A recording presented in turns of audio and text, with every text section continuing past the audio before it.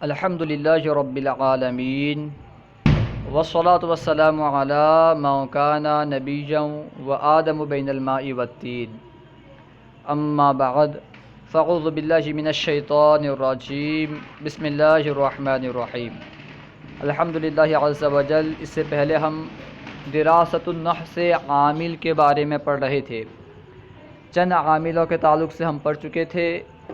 آج انشاءاللہ مزید چند عاملوں کے تعلق سے پڑھیں گے۔ ہم نے پڑھا تھا کہ کل عامل 21 ہیں، جن میں سے چند کے بارے میں ہم پڑھ چکے تھے۔ آج انشاءاللہ عز و جل مزید چند عاملوں کے تعلق سے پڑھیں گے۔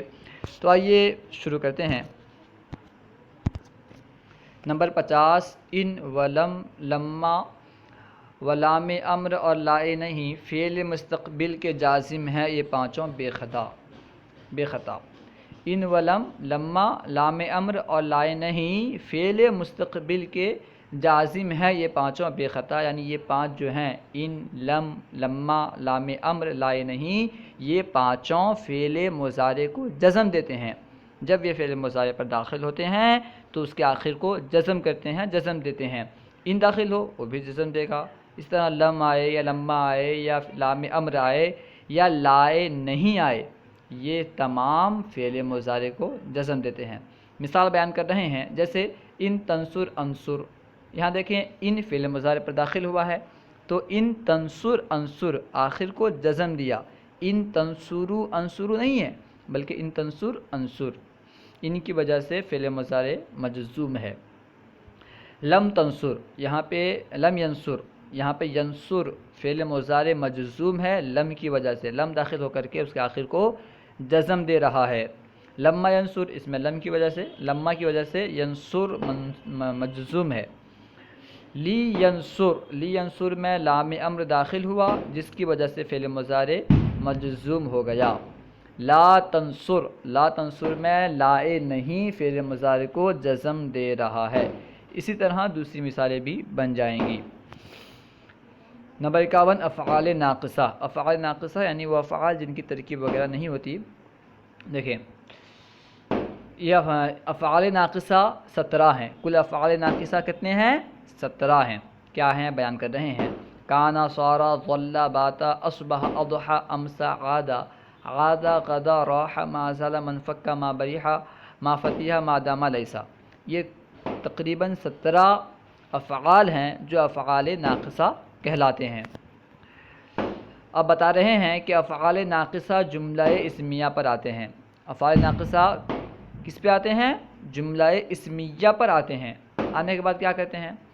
مسند الیہ کو رفع اور مسند کو نصب دیتے ہیں۔ افعال ناقصہ جملہ اسمیہ پر آ کر مسند الیہ کو، یعنی جس کی طرف کسی چیز کی اسناد کی گئی ہو، جس کی طرف کسی چیز کی نسبت کی گئی ہو اسے رفع دیتے ہیں، اور جس کی اسناد کی گئی ہو، جس کو منسوب کیا گیا ہو اسے نصب دیتے ہیں۔ دیکھیں مثال جیسے کانا زید قائما، اس مثال میں زید مسند الیہ ہے، کیوں؟ کیونکہ زید کی طرف قائم یعنی کھڑے ہونے کی اسناد کی جا رہی ہے، کھڑے ہونے کی نسبت کی جا رہی ہے، تو زید مسند الیہ ہوا، اس کی طرف اسناد کی گئی ہے، اسی وجہ سے کانا فعل ناقص زید کو رفع دے رہا ہے۔ اور قائمن، کیونکہ قائمن کی اسناد کی جا رہی ہے، کھڑے ہونے کی اسناد کی جا رہی ہے، اس وجہ سے یہ مسند ہوا۔ جب یہ مسند ہوا تو کانا فعل ناقص اس کو نصب دے رہا ہے۔ مسند الیہ کو فعل ناقص کا اسم اور مسند کو فعل ناقص کی خبر کہتے ہیں۔ مسند الیہ کو یعنی جس کی طرف اسناد کی جا رہی ہے اسے فعل ناقص کا اسم کہتے ہیں، اور جس کی اسناد کی جاتی ہے جو مسند ہوتا ہے اس کو فعل ناقص کی خبر کہتے ہیں۔ اس مثال میں کانا زید قائمن میں زید کانا کا اسم ہے اور قائمن خبر ہے، کیونکہ زید مسند الیہ ہے تو یہ اسم ہوا، اور قائمن یہ مسند ہے تو یہ کانا کی خبر ہوئی۔ نمبر 52، عصا، کادا، اوشکا، کربا، تفیقہ، اخذا، جعل افعال مقاربہ ہیں۔ یہ افعال مقاربہ کہلاتے ہیں۔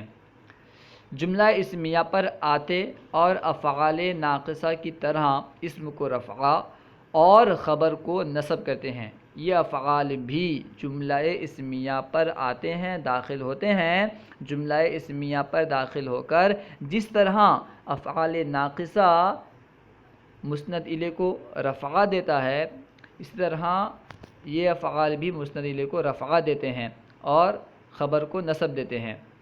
افعال مقاربہ کی خبر ہمیشہ فعل مضارع ہوتی ہے۔ یہ اہم بات ہے، اسے یاد رکھیں کہ افعال مقاربہ کی خبر ہمیشہ فعل مضارع ہوتی ہے۔ ہمیشہ کا لفظ یاد رکھیں کہ ہمیشہ فعل مضارع ہوتی ہے۔ جیسے عسیٰ زید ان یخرج، دیکھیں یہاں پہ عسیٰ زید ان یخرج میں ان یخرج یہ جو ہے اس کی خبر ہے، عسیٰ کی خبر ہے جو کہ فعل مضارع ہے۔ عسیٰ زید ان یخرج، قریب ہے کہ عسیٰ زید ان یخرج، قریب ہے کہ زید نکلے۔ نمبر 53 نعمہ حبذا مدح کے لیے، نعمہ اور حبذا مدح کے لیے ہیں یعنی تعریف کے لیے ہیں، اور بئس ساء ذم کے لیے ہیں۔ حبہ فعل ہے اور ذا فاعل، یعنی حبذا میں حبہ فعل ہے اور ذا اس کا فاعل ہے۔ باقی تینوں کا فاعل کبھی معرب باللام ہوتا ہے، باقی تینوں یعنی نعمہ بئس ساء، ان تینوں کا باقی تینوں کا فاعل کبھی معرف باللام ہوتا ہے، یعنی وہ اسم جس پر الف لام ہو، کبھی معرف باللام ہوتا ہے اور کبھی معرف باللام کی طرف مضاف، یعنی وہ اسم ہوتا ہے جو معرف باللام کی طرف مضاف ہو۔ نمبر 1 اس کا فاعل کون ہوتا ہے، یعنی باقی تینوں کا فاعل یا تو معرف باللام ہوتا ہے یا معرف باللام کی طرف مضاف ہوتا ہے، اور کبھی وہ ضمیر مستتر جس کی تمیز نکرہ منصوبہ یا لفظ ما ہو۔ کبھی ایسا ہوتا ہے کہ ان تینوں یعنی نعمہ بئس ساء کا فاعل معرف باللام ہوتا ہے، یعنی وہ اسم ہوتا ہے جس پر الف لام ہو، یا معرف باللام کی طرف جو مضاف ہو وہ فاعل بنتا ہے، اور کبھی ایسا ہوتا ہے کہ ضمیر مستتر فاعل بنتی ہے اور اس فاعل کی تمیز جو ہے یہ نکرہ منصوبہ بنتا ہے یا پھر لفظ ما بنتا ہے۔ جیسے مثال دیکھیں نعم الرجل زید، اس مثال میں نعمہ کا فاعل الرجل ہے جو کہ معرف باللام ہے۔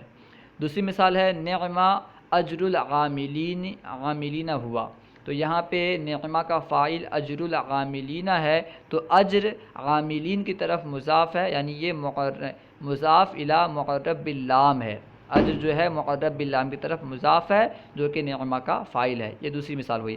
تیسری مثال بئس مثلا القوم، یہ یہاں پہ بئس کے اندر ضمیر مستتر ہے جو کہ بئس کا فاعل ضمیر مستتر ہے جس کی تمیز مثلا ہے۔ بئس کے اندر جو ضمیر ہے، بئس کا فاعل ضمیر ہے اور ضمیر کی تمیز کون بن رہا ہے؟ مثلا۔ اس کے بعد ہے نعمہ ہیا، نعمہ ہیا میں نعمہ کے اندر ایک فاعل ہے، ضمیر مستتر فاعل ہے اور اس ضمیر کی تمیز لفظ ما بن رہا ہے۔ نعمہ ہیا میں نعمہ کے اندر ایک ضمیر مستتر ہے جو کہ نعمہ کا فاعل ہے اور لفظ ما، نعمہ کے آخر میں جو ما ہے یہ اس کا فاعل ہے۔ نعمہ ہیا تو یہ کس معنی میں ہے؟ یہ نعمہ شیئن ہیا کے معنی میں ہے، نعمہ شیئن ہیا یعنی ما جو ہے شیئن کے معنی میں ہے۔ فعل مدح کو فاعل کے بعد، فعل مدح کے فاعل کے بعد آنے والے بعد والے اسم کو مخصوص بالمد، یعنی فعل مدح کے جو مدح کا جو فاعل ہوتا ہے اس کے فاعل کے بعد جو اسم آتا ہے، فعل مدح کے فاعل کے بعد جو اسم آتا ہے اس اسم کو مخصوص بالمدح، اور فعل ذم کے فاعل کے بعد والے اسم کو مخصوص بالذم کہتے ہیں، یعنی فعل ذم کے فاعل کے بعد جو اسم آتا ہے اس اسم کو مخصوص بالذم کہتے ہیں۔ یہ اسم مبتدائے مؤخر، یعنی جو فعل مدح کے فاعل کے بعد یا فعل ذم کے فاعل کے بعد جو اسم آتا ہے وہ اسم کیا ہوتا ہے؟ مبتدائے مؤخر ہوتا ہے، اور فعل مدح یا ذم اپنے فاعل سے مل کر خبر مقدم، فعل مدح یا فعل ذم یہ اپنے فاعل سے مل کر خبر مقدم ہوتے ہیں، اور ان کے بعد یعنی فعل مدح اور فعل ذم کے فاعل کے بعد آنے والا اسم مبتدائے مؤخر ہوتا ہے۔ نمبر 54 فعل معروف کے بارے میں بیان کر رہے ہیں کہ فعل معروف اپنے فاعل کو رفع کرتا ہے، فعل معروف اپنے فاعل کو رفع کرتا ہے، رفع دیتا ہے، اور ساتھ اسم کو نصب دیتا ہے۔ اول مفعول مطلق، دوم مفعول به، سوم مفعول فیہ، چہارم مفعول معہ، پنجم مفعول لہ، ششم حال، ہفتم تمیز۔ یعنی فعل معروف اپنے فاعل کو رفع دینے کے ساتھ ساتھ ان تمام کو، ساتوں کو نصب دیتا ہے، مفعول مطلق کو نصب دیتا ہے، مفعول بھی کو، مفعول فی کو، مفعول معہ کو، مفعول لہ کو، حال کو، تمیز کو، ان تمام کو نصب دیتا ہے۔ اور فعل مجہول یعنی وہ فعل جس کا فاعل معلوم نہ ہو، فعل مجہول فاعل کے بجائے ایک مفعول کو رفع کرتا ہے اور باقی مفاعل اور حال و تمیز کو نصب کرتا ہے۔ فعل مجہول یہ فاعل کو رفع نہیں دیتا بلکہ فاعل کے علاوہ مفعول کو رفع دیتا ہے اور باقی مفعولوں کو اور حال کو تمیز کو نصب دیتا ہے، نصب کرتا ہے۔ جیسے ضرب زید بکرا مشدودا، ضربا شدیدا یوم الجمعۃ امام الامیر والخشبۃ تعدیبا۔ اس مثال میں دیکھیں، ضربہ یہ فعل معروف ہے، زید اس کا فاعل ہے، ضربہ زید کو رفع دے رہا ہے، فاعل کو رفع دے رہا ہے، بکرا مفعول بھی ہے جسے نصب دے رہا ہے، مشدودا یہ حال ہے جس کو نصب دے رہا ہے، ضربا شدیدا یہ مفعول مطلق ہے جسے نصب دے رہا ہے، یوم الجمعتی یہ مفعول فی یعنی ظرف زمان ہے، اسے بھی نصب دے رہا ہے، امام الامیری یہ بھی مفعول فی ہے یعنی ظرف مکان ہے، اسے بھی نصب دے رہا ہے، والخشبۃ یہ مفعول معہ ہے، اسے بھی نصب دے رہا ہے، تعدیباً یہ مفعول لہ ہے، اسے بھی نصب دے رہا ہے۔ تو یہاں پہ جو ہے ضربہ ان تمام کو نصب اور فاعل کو رفع دے رہا ہے۔ اور جیسے حسن زید عالما و حسن بکر عملا، یہاں تمیز کی مثال دے رہے ہیں۔ دیکھیں یہاں پہ حسن فعل زید کو رفع اور علما کو نصب دے رہا ہے، علما تمیز ہونے کی بنا پر منصوب ہے، یعنی حسن فعل علما کو تمیز کی بنا پر نصب دے رہا ہے، اور دوسری مثال میں عملا کو تمیز کی بنا پر نصب دے رہا ہے۔ فعل لازم کے لیے مفعول بھی نہیں ہوتا اور فعل مجہول کے لیے فاعل نہیں ہوتا، یعنی فعل لازم کا مفعول بھی نہیں آتا اور فعل مجہول کا فاعل نہیں ہوتا، یعنی فعل مجہول کا فاعل معلوم نہیں ہوتا۔ یہ سمجھیں، انہوں نے کہا نا کہ فعل مجہول کے لیے فاعل نہیں ہوتا، فاعل نہیں ہوتا اس مراد کیا؟ فاعل معلوم نہیں ہوتا، فعل مجہول کا فاعل معلوم نہیں ہوتا، اور فعل مجہول جس مفعول کو رفع کرتا ہے اس کو نائب الفاعل کہتے ہیں، نائب فاعل کہتے ہیں۔ فعل مجہول جس اسم کو رفع دیتا ہے اس اسم کو نائب فاعل کہتے ہیں، اور جو تمیز کلمے کا ابہام دور کرتی ہے اس کا ناصب اسم تام اور اسم کنایہ ہے۔ جو تمیز کلمے کے ابہام کو دور کرتی ہے اس کا ناصب یعنی اس تمیز کو نصب دینے والا کون ہوتا ہے؟ اسم تام ہوتا ہے اور اسم کنایہ۔ جو تمیز کلمے سے ابہام کو دور کرتی ہے اسے نصب دینے والا اسم تام یا اسم کنایہ ہوتا ہے، اور جو تمیز نسبت کا ابہام دور کرتی ہے اس کا ناصب یعنی اسے نصب دینے والا فعل یا شبہ فعل ہوتا ہے۔ فعل ہوتا ہے یا شبہ فعل ہوتا ہے۔ جو تمیز نسبت سے ابہام کو، پوشیدگی کو دور کرتی ہے اسے نصب دینے والا کون ہوتا ہے؟ یا تو فعل ہوتا ہے یا پھر شبہ فعل ہوتا ہے۔ صلو علی الحبیب صلی اللہ تعالی علی محمد۔ انشاءاللہ عز و جل آئندہ پھر مزید سبق لے کر کے حاضر ہوں گے، تھوڑا تھوڑا پڑھیں گے تو انشاءاللہ عز و جل آسانی کے ساتھ ہمیں یاد بھی ہو جائے گا۔ زیادہ پڑھیں اور یاد نہ ہو تو کوئی فائدہ نہیں ہے، اسی وجہ سے تھوڑا تھوڑا ہم پڑھ رہے ہیں۔ اگر کوئی سوال کرنا ہو تو کمنٹ باکس میں سوال کیجیے، انشاءاللہ عز و جل آپ کو جواب مل جائے گا۔ ہمارے یوٹیوب چینل فیضان درس نظامی کو ضرور سبسکرائب کریں اور ان ویڈیوز کو خوب عام کریں۔ السلام علیکم ورحمۃ اللہ وبرکاتہ۔